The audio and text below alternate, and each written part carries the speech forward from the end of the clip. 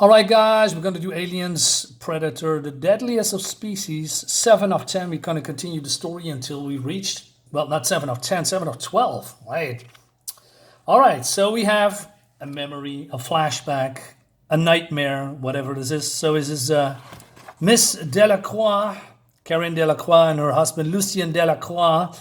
She's a trophy, genetically engineered to be the fulfillment of my spouse's dream, she says. I'm perfect. Why can't I be happy with that anymore? Why can't reality stay the dream it was what was always meant to be? Why do my dreams, my damn nightmares have to become reality? So he's fading away, and then it's Willem, the son of Lucien. The old order changes, my darling. Time to make way for the young. And she says, stop this, Willem. What are you doing? Let me go. You're a trophy, Caryn. You fulfilled my father's version of the idol consort. Now you do the same to me. She says, I don't want to, but I'm designed to want to. He hurts me. I like it. But he isn't alone. I know that face. So Bobby Demetier, is that how you say it? Older than I remember. Still pulling strings. And then I realized Willem Delacroix is the only puppet present on this stage. It's the alien queen. She says, I sense she means me no harm. Nothing in the universe is more precious to her. She wants me to be glad of that. And I am to be with Willem. We are made for each other. All I can think of, though, as our dance once more begins, is how much I want it dead. I suppose I should have remembered the old saying, to be careful what you wish for. Aliens are embryos when they hatch from the human host. This monstrosity emerges fully grown. It comes cloaked in its own shadow. All I can see of it are random pieces, but they conjure an image too awful to be endured. I'm grateful then for the stabbing pain beneath my own breast, the bursting of my heart. If this is the shape of things to come, I want no part of it. And yet, there is a rage in me as well, hot as a burning star, that I'm dying without a fight. Is this a premonition that she's become infected? I hope not, but we'll see. But then we go to the present, because, well, she escaped she was sold as a slave, and then now she's bald because she, beat the other people that enslaved her, I guess, right? And she has a new look, new personality, right? And she changed. She changed a lot, but there's a lot of, her to be changed because she's not only, I believe, if I'm saying that correctly, I believe she has two personalities, right? She has this, this beautiful prize, right? And also the other version of her that is hardened, can do battle, knows combat, etc. And she's driving a, what is this car? Mustang? What does this do in the future? Velma, like Velma and Louise? Oh my God. And she's looking for Big Mama, the Predator, all right? And meanwhile, at the Skyliner, so this man comes to Mr. Delacroix and he says, hey, I need to speak to you. And he says, can we have a privacy shield? Because Toy, the central computer, he's listening and all. And he says, well, I have no secrets from Toy, but he says, I do. So, okay, he says, Toy analysis, if you please, of the man and the situation. So there's a shield around him so that Toy cannot hear or see what's going on. Senor, have you heard of the scenario called Redlands? It's a new production being passed through for Toy's evaluation. The reason it came to my attention is that your son, Willem, hasn't signed off it on it yet. So the scenario involves a hostile corporate takeover and an overthrow from within. And you worry that life may imitate art?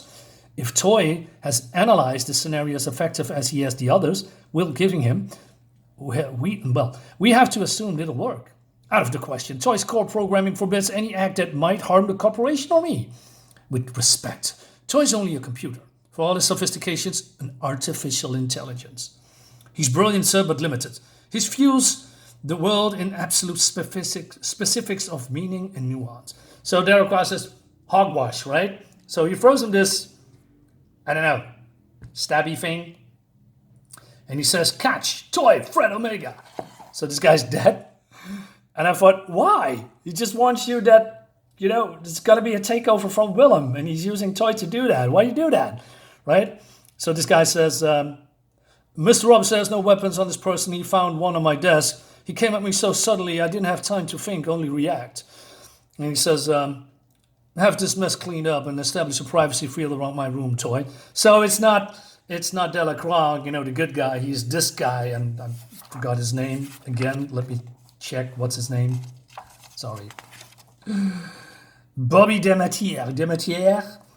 So, yeah. Okay, so the hostile is taking over has already begun, I guess. Meanwhile, at this space station, this is one of these slave guys that want to, sell Delacroix, Caryn, and he failed, and he's reporting to Willem, and this guy's Nagel. He says, the trophy, your father's trophy, you have her. Not anymore, she busted loose. Look what she did to me.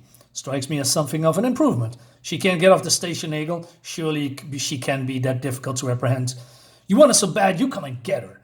Hardly the attitude of a team player, old top. Screw you, Willy boy. You ain't the one without a damn firefight in your docks. You ain't the one with a damn strike force cruising popping up right on your doorstep.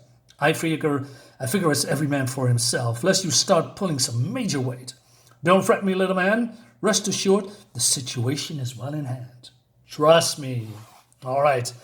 And then we go to this, other freighter, force cruiser called Appleseed. And there's, a waterfall and a pool with flora around it. And she's being attacked by her teammate, Demichi. But, she's way too quick. She has some burns on her, right? Because he was, burned. But she has a very rapid healing factor that goes beyond her limits, which means she still has some burn marks. I'm not sure if she's an enhancement or also a prize or something like that. Still is a little bit, I believe it was explained in the last issue, but I forgot.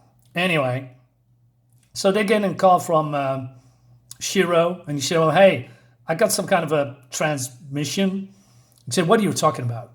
Came in under a code lock seal, so the ship routed it straight to your personal buffer. Shiro, believe me, I know nothing about this. I'm not trying to hide anything. If you say so, all I got on my MC3 board is alert prefix, code Cadmus. And she's throwing this woman into the fake lake? I don't know what it is, but it's on board. And there are some robots coming in called Texax. And they're attacking her. And she's diving into the water, right? Looks cool. I mean, I like it. Like I said, the colors, the changes with the environment. Like here on the water and everything's blue. I like that a lot, right? So jumping out of the water, shooting. And so they realize they have high-powered plasma casters that, breaches the hull suddenly. And so they are almost being sucked out. And losing heat and as well as air turned the water into a damn ice storm. Best chance the ventilation ducts. You first, Salazar, as you seem to know what we're up against. And so a robot comes in. Those tin bastards can walk on ceilings. Not only they look like aliens, they got all the right skills as well. Got him, but then shrapnel hits her, right? So she pulls her in to safety. Wait a minute, I'm a little bit too soon. And then she pulls the trigger on her. Well, not the trigger, but the gun on her. And he says, tell me what's going on. Texax, a project of toys, a movie probably thought might have practical applications. Tommy, you read me, partner, you were hearing this? If they are after us, they're after him. Damn you, why? I don't know. They designed to clean out alien hives. A crate was sent along in case we got to chance to field test them. And you didn't think to tell us at the proper place and time? I would have, after all. I had only one key. Let me guess, the Cadmus code. Surprise, Blondie. Someone just decided you're expendable as us. What do you mean, Blondie? She's a redhead, right? She's red hair, not blonde. All right. So they try to escape. I like this corridor. It has a very old 80s science fiction film aesthetic. I like that. And so we have then Caryn Delacroix in her, old school car, and then something crashes next to her, and it's it's these guys. How did you find her? And they also know exactly who she is, although she has a hat on and glasses. How did they recognize her? So, okay, pedal to the metal, right? But then Loretta says, Madame Delacroix, it's nice to see you again. You burnt me, bitch. You and a predator. Turned me into a walking, talking piece of roasted meat. Time to balance the scales, don't you think? But then the others comes in and says, no offense, chief, but never disturb the driver. Ain't healthy. Capiche? I like that. Capiche? Later then. We should live so long. All right, so these alien-looking robots coming in, and they are reaching Docking Bay 27, where the Predator ship is still there. So again, with the colors, cool dark red, giving that the feeling that danger is lurking around the corner, and they're getting butchered, man. It looks really so good, and but then they are almost on top of them. They barely escape. Well, if you can call it escaping. But then, oh no, another robot tech set comes from the bridge ceiling, whatever. And so the car is, driving from left to right, and Shiro and Marcos, falling out of the car, right? Or he's following her. And then only Delacroix and Salazar, or Gizanda, is only left, right? And then she does this. For the love of God, Gizanda, kill it. Nice to hear you back, Caryn. Music to my ears, in fact. But I don't think so. Enjoy hell, trophy. You more than earn it. Wait, what? And then this is happening. So the car crashes and explodes. And she's in it, I guess.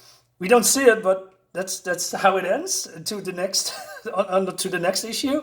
This is so cool. I really want to know what's going on. I think the series is fantastic. I mean, it took me a while to get into, because there's so many pieces of the puzzle being displayed in this book, and I had a hard time figuring it out. And but then when it clicked, it really really goes hard. So yeah, guys, let me know in the comments below what you think about this. Subscribe to my YouTube channel. See you next time. Bye bye.